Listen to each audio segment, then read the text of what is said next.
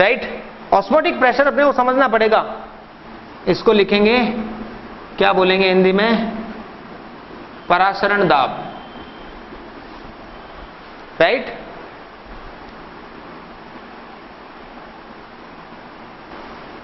सबसे पहली चीज क्या समझना पड़ेगा, ऑस्मोसिस और डिफ्यूजन। ऑस्मोसिस होता है परासरण और डिफ्यूजन होता है विसरण, ये समझने पड़ेंगे, राइट। तो सबसे पहले आप बताइए डिफ्यूजन क्या होता है, विसरण किसे कहते हैं। डिफ्यूजन है जैसे अभी हमने यहां पे परफ्यूम की बोतल को ओपन किया, after some time we can smell it there, इस पूरे रूम में इक्वली डिस्ट्रीब्यूट हो जाती है, दैट इज कॉल्ड डिफ्यूजन, वो है विसरण। तो हम क्या लिखेंगे,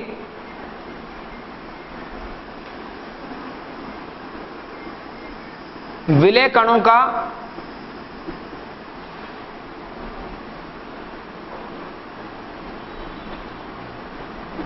कहां से कहां, अधिक सांद्रता क्षेत्र से कम सांद्रता क्षेत्र की ओर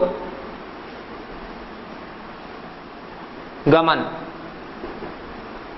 हम क्या कहेंगे, क्या चीज है बेटा ये, movement of solute from high to low concentration. भाई जहां ज्यादा है, परफ्यूम में हमने यहां खोला है तो मैक्सिमम कंसंट्रेशन यहां पर है, यहां से अब क्या हो गया, कम था वहां पे चला गया, और अल्टीमेटली क्या हो जाती है, सब जगह पर कंसंट्रेशन क्या हो जाती है, सेम, ये इट इज डिफ्यूजन। अब बात आती है ऑस्मोसिस की। ऑस्मोसिस इसका उल्टा है, क्या कहेंगे ऑस्मोसिस की डेफिनेशन, यहां पर देखिए चेंज करना पड़ेगा अब आपको, यहीं वापस लिखते हैं, देखो ऑस्मोसिस में क्या लिखेंगे,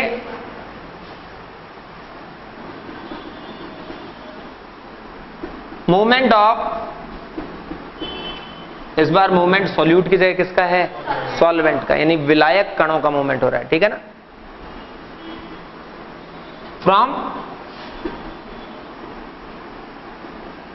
लो टू हाई कंसंट्रेशन रीजन।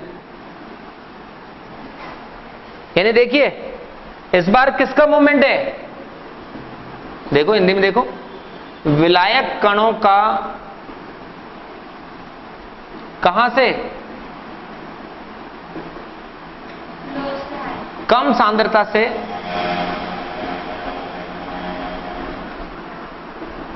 अधिक सांद्रता क्षेत्र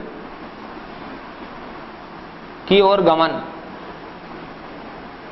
किसके थ्रू लिखना पड़ेगा, एक through a semi permeable membrane, तुम लोग मत बोलो, through a semi permeable membrane.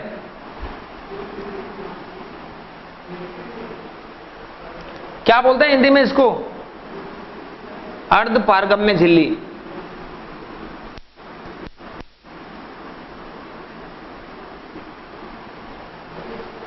यानी जो मूवमेंट है वो सेमी परमेबल मेम्ब्रेन, जैसे कोई एनिमल मेम्ब्रेन है, कोई या कुछ भी मेम्ब्रेन होती है, उसमें से मूवमेंट कराना है, तो इस चीज को हम क्या बोलेंगे,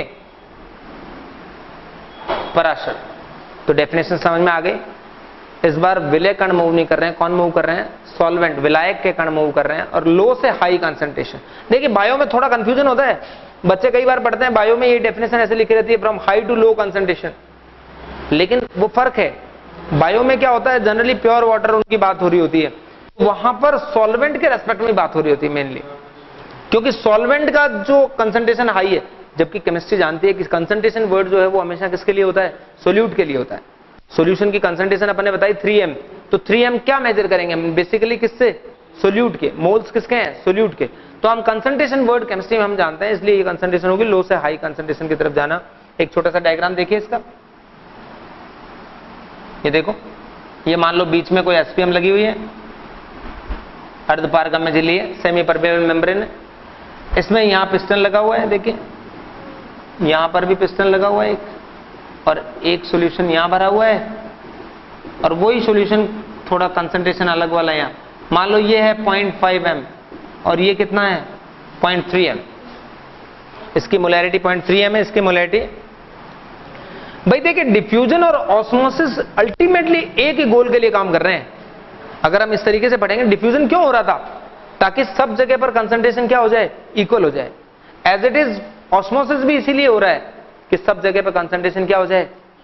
तो हमेशा कम वाली ज्यादा हो जाएगी, ज्यादा वाली तो कौन मूव करेगा?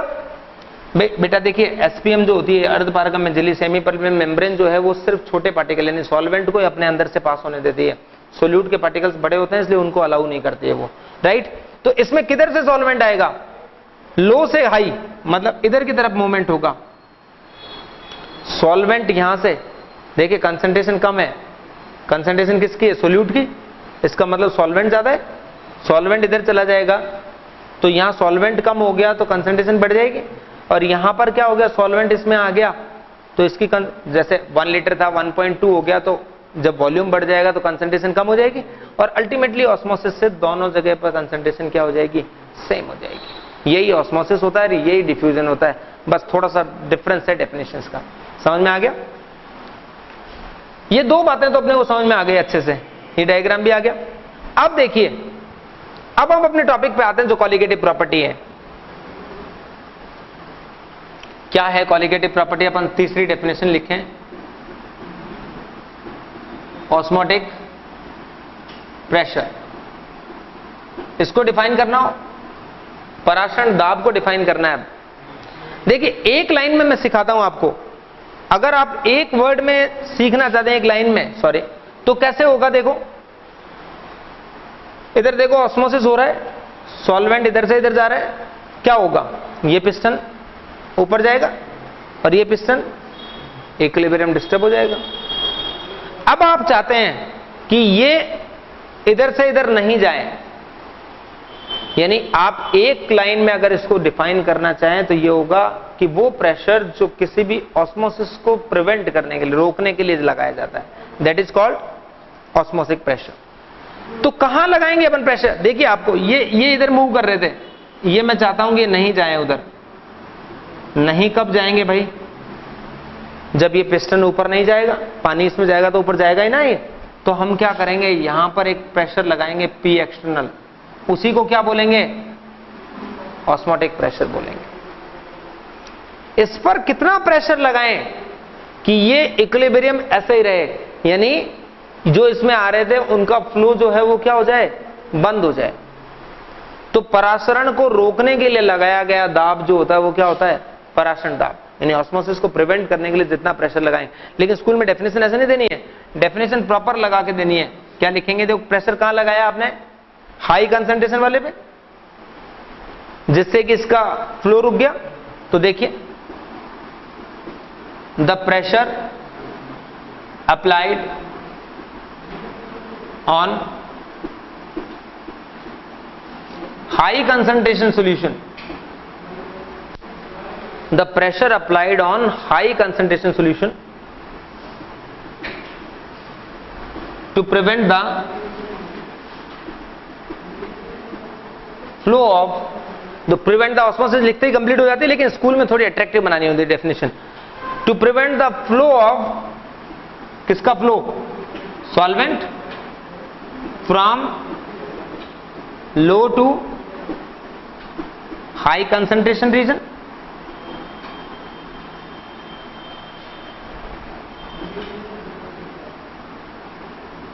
through a SPM is called osmotic pressure।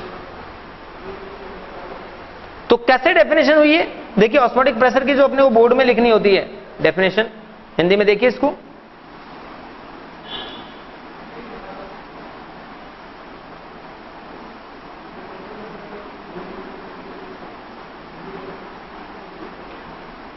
अर्धपारगम्य झिल्ली में से विलायक कणों का